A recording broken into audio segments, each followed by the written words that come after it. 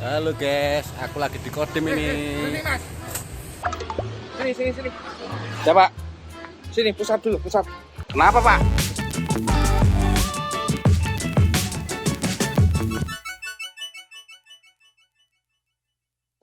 Kenapa Pak? Pusat dulu. Pusat. Waduh, sabar toh Pak. Kenapa toh Pak? Pusat 10 kali. 1, 2, Kamu pusat yang benar. Pusat 5 kali. 1, 2, 3. Berdiri. Baru 3 loh Pak. Berdiri. Oh ya, makasih loh Pak. Ada apa toh Pak? Salah saya apa toh Pak? Baik sama kamu. Kamu tahu nggak kesalahanmu? Ya saya tahu kalau Sikapmu laki-laki. yang benar. Sikap sempurna. Siap.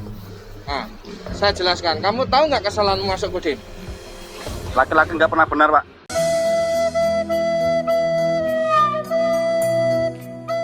Nah, saya jelaskan ya. Ya Pak. Kesalahanmu itu ada 4. Apa Pak? 4 poin. Yang pertama, kamu itu nggak pakaian rapi, tahu? Masuk Kodim pakai celana panjang. Yang kedua, kamu lepas kacamatamu. Ini Pak. Oh, main bisa. Nah ini kan juga sama Pak. Lepas Oh, kacamatamu. Ya Pak. Kalau burung Pak nggak bisa lihat Pak. Burung bagaimana? Ini kacamata apa? Oh iya. Siap, tahu ya Pak. Ketawa-ketawa. Maaf. gitu. Siap. Topimu bagaimana itu? Ini Pak. Siap. Kalau begitu kan bagus. Ya. Satu lagi yang fatal. Apa Pak?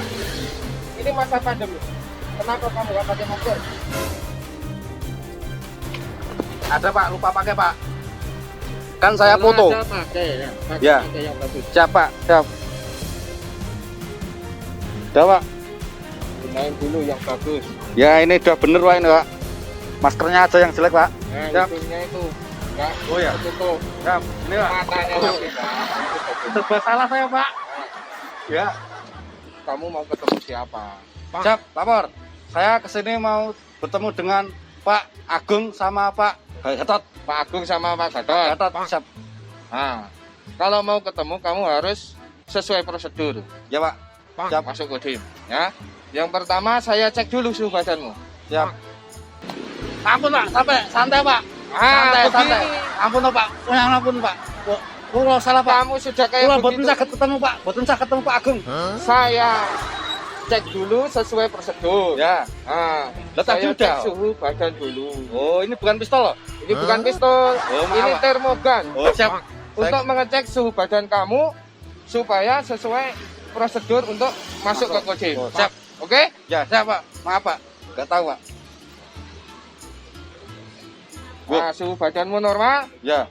kemudian kamu cuci tangan, baru nanti menunggu di tempat tunggu, saya panggilkan yang bersangkutan. Siap. Pak Gatot dengan Pak Agung. Agung. Oke? Siap. Siap. Mari, silakan. Siap Pak.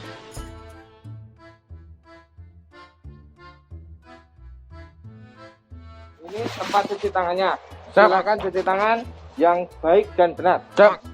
Yang baik yang benar. Silakan. Siap. Udah guys. Ini persyaratan masuk Kodim. Daripada suruh usap, mending manut. Ya. Udah, siap Pak. Ya, menuju ke sini untuk mengisi buku tamu. Siap.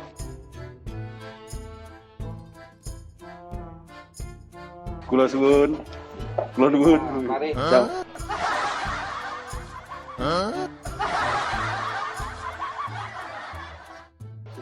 Siap. Silakan pakai kartu tamunya. Siap Pak. Setelah ini Siap. tunggu di sini, jangan kemana-mana. Ya. Saya panggilkan Pak Agung dengan Pak Gatotnya. Siap Pak. Oke? Ya, siap. Silakan duduk. Siap. A few moments later. Pak Agung sama Pak Gatot sudah saya panggilkan. Monggo, silakan. Iya Pak, silakan duduk. Duduk. Siap. Tadi dimarahi itu Pak. Bapaknya tadi Pak siapa? Oh gini Mas John, Gimana Pak? memang benar. Jadi prosedur untuk masuk satuan ini, Ya. pertama harus pakai yang sopan. Siapa?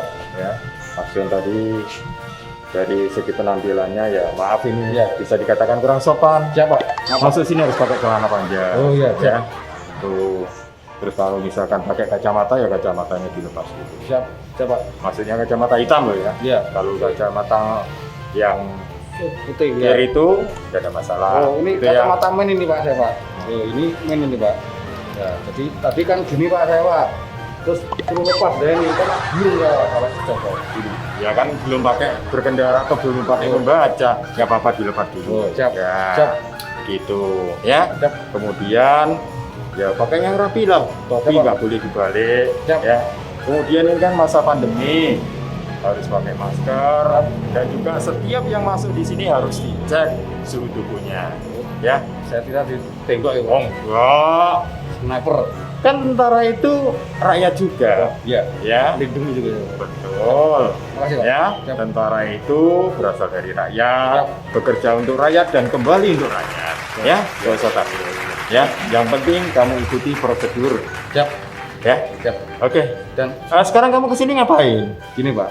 Ini kan 17 Agustus Pak, bentar lagi.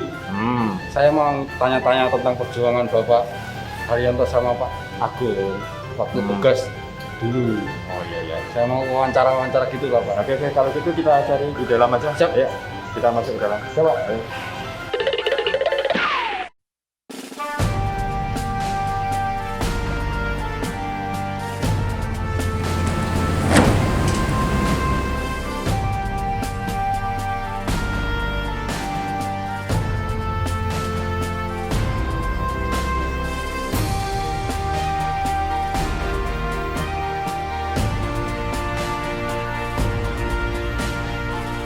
Nah, oke men, aku saiki wis enek nggon jero Kodim wis. Enek Wonogiri melewati to jalur Kopidul Kopraci yang kota ya to, mesti enek Kodim nang jalan 0728. Iya Pak ya? Iya, 07. Lah iki jero sing aula ya men. Aku rada ndedeg iki. Jadi aku salah ngomong sniper kododan rampung ya. Ya, ya. Sekarang saya bersama Pak Pelda.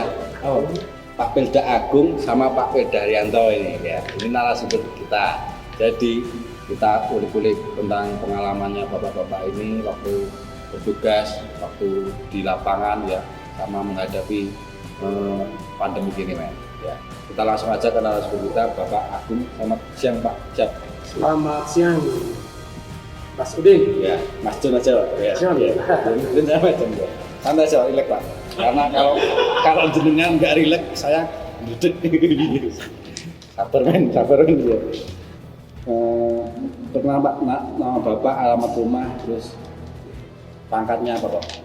Baik, terima kasih Mas John. Ya. Perkenalkan, nama saya Agung Suwarno, pangkat pembantu Letnan 2, jabatan Bintara Tinggi Komunikasi Sosial, Koramil 03, Ngadirojo, Kodim 0728, Wonogiri.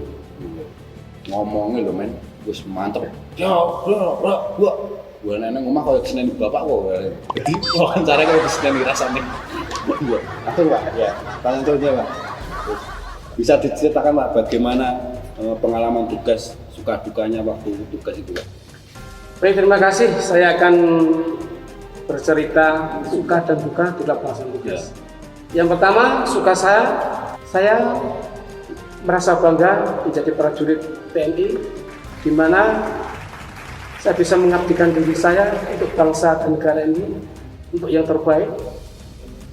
Dan berikutnya, termasuk suka saya bisa menjadi anggota TNI, ya, melewati berbagai seleksi yang cukup rumit dan berat waktu itu. Kemudian duka saya, ya biasalah tentara, melaksanakan tugas jauh dari keluarga, berbulan-bulan, bertahun-tahun, bahkan dengan waktu yang cukup lama juga.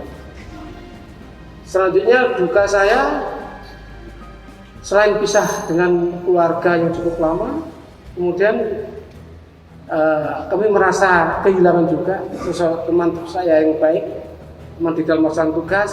Satu contoh, kita berangkat dengan jumlah yang penuh, kemudian pulang dengan jumlah yang tidak penuh. Dalam arti ada yang gugur di medan tugas. Pernah kami alami juga seperti itu. Itu terjadi di daerah mana? Ya, waktu itu kami tugas di Timur Timur, ya. Dan sekarang pun almarhum masih dimakamkan di Timur. Ya, jadi teman-teman untuk mempertahankan tanah air, ya Pak ya, kita harus rela berkorban jiwa dan raga ya Pak. Harus makanya teman-teman tanamkan jiwa nasionalisme. Pokoknya jangan sampai ada gejolak seperti waktu dulu zaman tahun berapa itu Pak? Kami diberangkatkan tahun 1993 selama 13 bulan, hampir 14 bulan. 14 bulan itu jauh dari keluarga dan itu di medan perang itu. Jadi kalau nggak bisa bayangkan saya ya. Jadi kita tinggal mempertahankan kemerdekaan ya Pak ya. Harus dipertahankan, harus kompak, anak muda harus kompak ya. Jadi teman-teman itu pesan kurang lebih ada lagi Pak kesan-kesan yang paling menyedihkan itu. Ya baik, kami merasa punya kebanggaan tersendiri waktu itu. Kami waktu berangkat tugas di Timur Timur dipimpin oleh Komandan Batalion Bapak Letnan Kolonel Infanteri Guntur Maniguro, kemudian Wakil Komandan Batalion Mayor Gatot Nurmantio yang kemarin menjabat Panglima TNI itu yang memimpin kami berangkat ke Timur Timur. Jadi pengalamannya Bapak ini sangat keren. Jadi sudah ketemu Bapak Gatot Nurmantio juga ya. Sebagai Wakil Komandan. Ya. Kalau nggak salah, beliau waktu itu Kapten Senior mau ke Mayor. Jadi beliau betul-betul menekankan supaya nanti disiplin di medan istilahnya penugasan, supaya berbuat yang terbaik untuk bangsa dan negara. Apalagi kita sebagai prajurit TNI harus bisa memegang teguh yang pertama Sabta Marga, dua Sumpah Prajurit, dan yang ketiga 8 wajib TNI. Kemudian Itu pedomannya ya Pak itu. Terus pertanyaan selanjutnya Pak. Untuk Bapak Haryanto sabar dulu ya Pak ya, santai dulu. Ini Bapak agak dulu. Waktu ditek dulu kena wen. Terus pertanyaan selanjutnya lalu sekarang bagaimana kesibukan menyambut Hari Kemerdekaan Republik Indonesia yang ke-75 ini Pak? baik, terima kasih. Kesibukan dalam menyambut kemerdekaan Republik Indonesia yang ke-75 tahun 2020 ini, kebetulan kami mendapatkan perintah dari pimpinan kami, dalam hal ini Komandan Kodim, ditunjuk sebagai seksi upacara dalam kegiatan 17 nanti. Sebenarnya kami sudah merencanakan dari awal persiapan-persiapan, karena tentunya persiapan itu butuh waktu yang lama juga, butuh harus manajemen kegiatan yang baik juga, sehingga kami dalam menyiapkan materi untuk peringatan 17 ini khususnya di bidang upacara, ya, kami melaksanakan upacara itu dengan sederhana, tetapi tidak mengurangi hikmah peringatan 17 Agustus setiap tahunnya. Dan tentunya peringatan ini memang betul-betul berbeda tahun-tahun kemarin, ya, karena situasi pandemi seperti ini, sehingga kami tetap bisa harus melaksanakan kegiatan upacara khususnya di Kabupaten Wonogiri ini dengan sebaik-baiknya, dengan mematuhi protokol kesehatan dari yang sudah dianjurkan pemerintah, sehingga tidak mengurangi makna dari arti kemerdekaan itu sendiri dan tidak melanggar aturan pemerintah khususnya di masa pandemi. Demikian. Jadi tetap ada upacara, tapi ada protokol kesehatannya ya Pak. Jadi tetap TNI mengadakan upacara biar mistisnya itu, sakralnya itu tetap dapat. Kalau pagi itu kita naikkan bendera, sore itu kita turunkan bendera, itu ya Pak ya. Tanya selanjutnya Pak ini Pak. Terus adakah perbedaannya signifikan Pak ketika sebelum pandemi dan saat pandemi ini Pak? Baik, untuk perbedaan ya betul-betul signifikan. Dalam arti signifikan sini ada perbedaan yang dulu begitu meriahnya di dalam kita melaksanakan memperingati peringatan kemerdekaan, ya, tahun kemarin. Dan tahun sekarang tidak seramai dulu, intinya seperti itu. Akan tetapi tidak mengurangi juga hikmah dari peringatan itu sendiri. Kalau dulu kita melaksanakan upacara, kemudian di Kabupaten Wonogiri dilaksanakan di Lapangan Pinggondani, kami sebagai seksi upacara merencanakan kegiatan upacara itu sampai melibatkan dari 6 batalion, ya, 6 batalion dari unsur TNI, Polri, ya, dari komponen masyarakat maupun dari siswa-siswa sekolah. Kemudian undangan-undangan juga banyak sekali, undangan dari pejuang, dari veteran, ya, maupun undangan dari sesepuh, ya, tokoh agama, tokoh masyarakat, dan lainnya. Kalau dilaksanakan dulu seperti itu, akan tetapi untuk sekarang perbedaannya tidak diundangi beliau-beliau itu ya karena situasi pandemi, sehingga ya mau tidak mau suasana itu ya berbeda sekali. Kalau dulu rame, sekarang sederhana. Sekarang ke Bapak Gatot Haryanto ini. Kenal Pak nama Bapak dan jabatannya Pak dan alamat rumahnya Pak. Nama Gatot Haryanto, pangkat pembantu Letnan 2. Jabatan saya sebagai Bintara Tinggi Perlawanan Wilayah, Koramil 22 Sloklimo, Kodim 0728 Wonosobo. Alamat saya di Kartasura, Sukoharjo. Bapak ini dulu Kopassus ya Pak ya? Ya, saya mantan prajurit Kopassus. Keren. Jadi temannya Pak Prabowo ya Pak ya? Rekan seperjuangan. Rekan seperjuangan, rekan perjuangan Pak Prabowo ini kan, Bapak Gatot ini ya. Jadi dulu pernah tugas sama Pak Prabowo juga ya? Pernah di tahun 97 saya pernah mengikuti tugas di Timur Timur. Beliau juga sempat bersama-sama ke sana. Kebetulan saya juga di SGI waktu itu, beliau sempat bersama beliau. Keren juga namanya. Terus pengalaman Bapak ketika menjadi TNI suka dukanya itu Pak, apa Pak? Suka saya sebagai seorang TNI, yang jelas saya bangga menjadi anggota TNI karena bisa secara langsung mengabdikan diri saya kepada negara dan bangsa, juga kepada masyarakat Indonesia.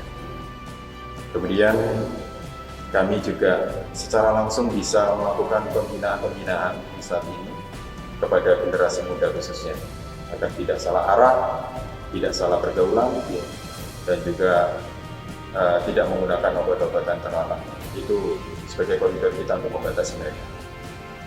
Kemudian dukanya yang jelas sebagai prajurit TNI, kita mempunyai jiwa korsa.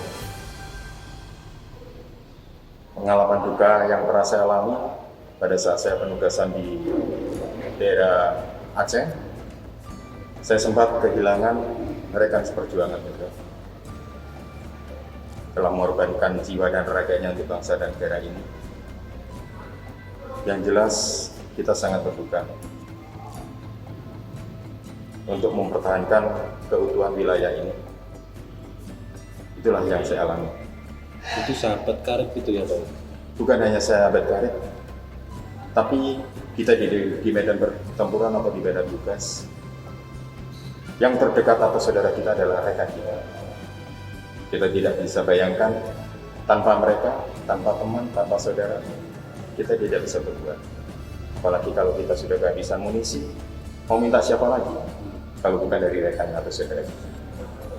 Teman-teman perjuangan waktu di Aceh itu, gerakan Aceh Merdeka itu ya Pak? Saya tugas di Aceh 2 kali sebelumnya, dan yang terakhir saya di pas darurat militer di tahun 2003 sampai 2004. Tidak lama, hanya 18 bulan saya di Aceh. Dari mulai darurat militer pertama, kemudian darurat militer kedua, terus beralih status menjadi darurat sipil yang pertama. Jadi melihat sendiri rekan-rekan itu di medan perang itu ya Pak ya? Betul. Jadi kalau misal amunisi habis gitu ya Pak, amunisi habis terus kepepet itu gimana Pak? Apakah harus lari mundur itu Pak? Kalau Tidak, misal kita bertahan dan kita tetap berlindung sambil meminta bantuan rekan dari belakang untuk bantuan munisi atau bantuan pengamanan untuk kita melaksanakan pertahanan di situ.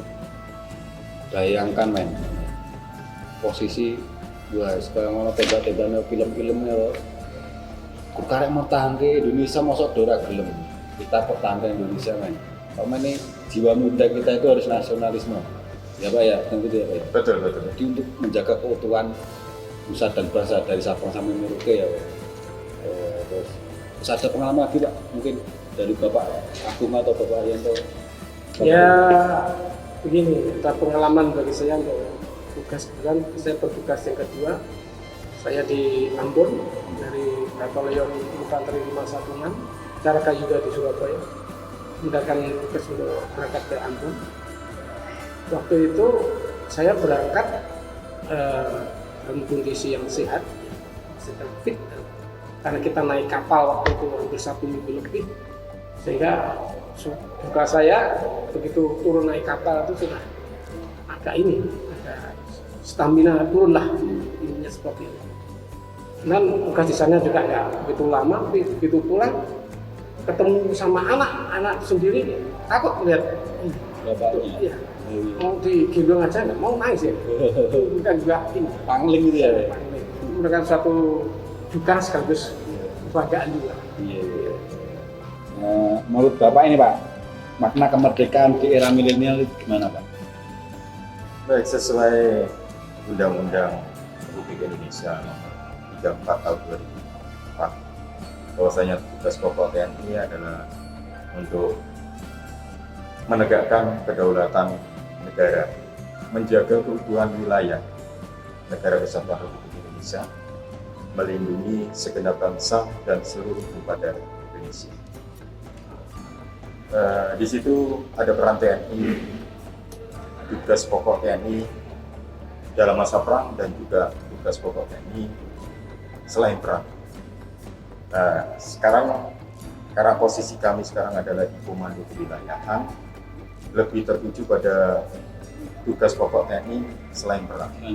Ya, di situ kita banyak melakukan tugas-tugas nyata dengan pengabdian kepada masyarakat secara totalitas, kemudian juga melaksanakan pembinaan-pembinaan, lebih fokus lagi kepada generasi muda khususnya. Dan di sini untuk tugas kepada masyarakat, kita di situ ada bakti ya.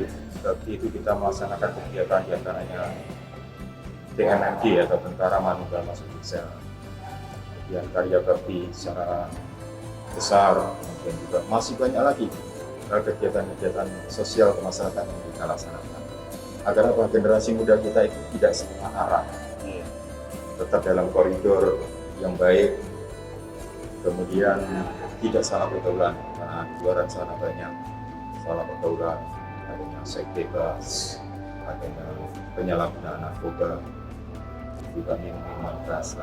Inilah kita antisipasi semua itu dengan melaksanakan pembinaan.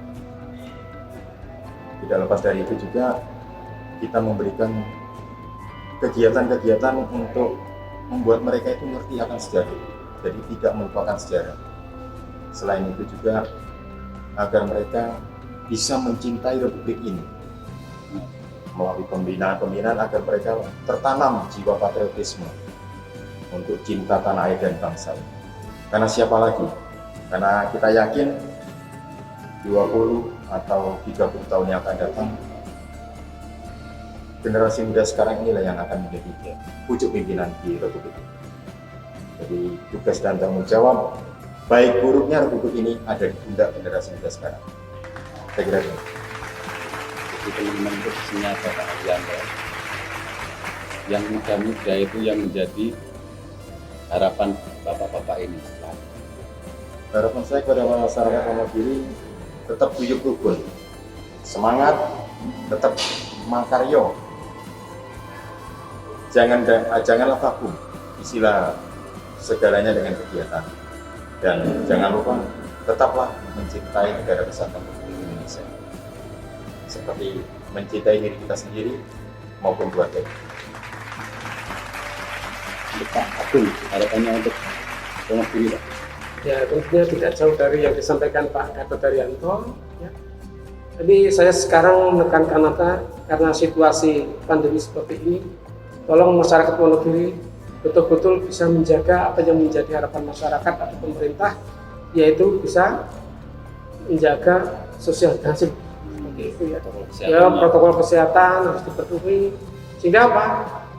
Sesuatu yang sudah dilaksanakan oleh pemerintah dari awal sampai sekarang waktu pandemi ini, ya, sehingga cepat teratasi masa COVID, ya, sehingga kita bisa hidup normal seperti sebelum ada COVID. Demikian. Terima kasih Pak Haryanto, terima kasih Pak Agung untuk waktunya. Mohon Sama-sama maaf aja. kalau ada yang kata-kata saya yang belum pas atau merepotkan bapak-bapak ini, saya minta maaf ya. Terus setelah ini saya mau pamit Pak, mau pamit keluar karena saya sudah dedek kan sih, sudah ngewel ya. Pomo anu manggu popo wis pipis katok wis. Ya, terima kasih Pak. Saya mau tanya dulu mau ngapain kan ya. Siap. Monggo. Wis antam banget ini. Kepada masyarakat Wonogiri, di kondisi pandemi COVID-19 ini, sebaiknya tidak menyurutkan semangat rakyat Indonesia untuk merayakan Hari Kemerdekaan. Dirgahayu Republik Indonesia ke-75. Indonesia maju, merdeka!